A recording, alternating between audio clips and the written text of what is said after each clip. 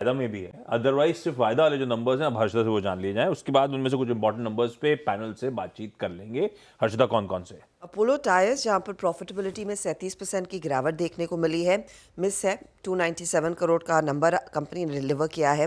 Revenue 2.5% बढ़ा है, 6,437 करोड़ पर आया। एबिटा में 24% तक का कॉन्ट्रैक्शन है और साथ ही साथ मार्जिन्स भी कॉन्ट्रैक्ट हुए हैं, 13.6% पर आए हैं।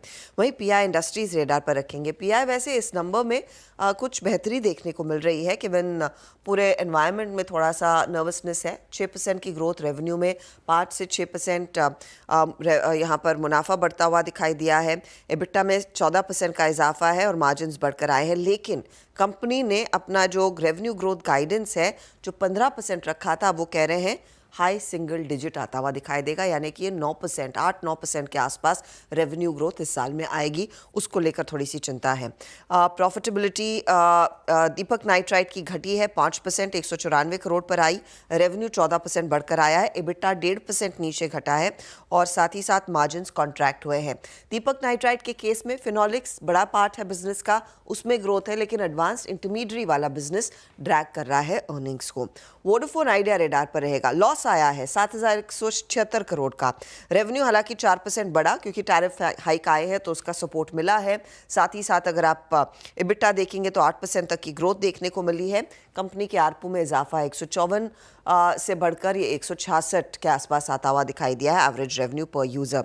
नाल्को के नंबर्स वैसे अच्छे हैं, 1,062 करोड़ के आसपास का मुनाफा, एक अच्छा जंप देखने को मिला है। रेवेन्यू में 31% की बढ़त, 4,000 करोड़ के ऊपर का रेवेन्यू। एबिटा 1,550 करोड़ पर और मार्जिन्स 13% के 38% के ऊपर आते हुए दिखाई दिए हैं। टोरेंट पावर के केस में एक ड्रैग है मुनाफे में, 8.5% तक की गिरावट, 481 करोड़ के आसपास ये आया आंकड़ा। 3% ही रेवेन्यू टोरेंट पावर का बढ़ पाया है, 7,175 करोड़ का फिगर है।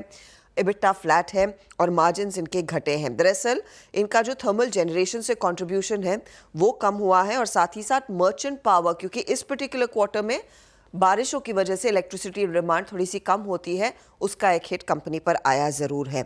जीएनएफसी वेरी क्विकली खराब परफॉर्मेंस, 42% की गिरावट प्रॉफिट में। रेवेन्यू 8% घटा, एबिटा 46% घटा है और मार्जिन्स भी आधा कटता हुआ दिखाई दिया, 8% का 4.5% के आसपास आया है। सन टीवी के लिए भी एक कमज़ोर क्वार्टर, प्रॉफिटेबिलिटी में 12% की गिरावट, रेवेन्यू 11% घटकर आया है। एबिटा 25% घटा है, मार्जिन्स कॉन्ट्रैक्ट हुए हैं। एडवर्टाइजिंग रेवेन्यू फ्लैट है, सिर्फ 2% की ग्रोथ दिखा रहा है।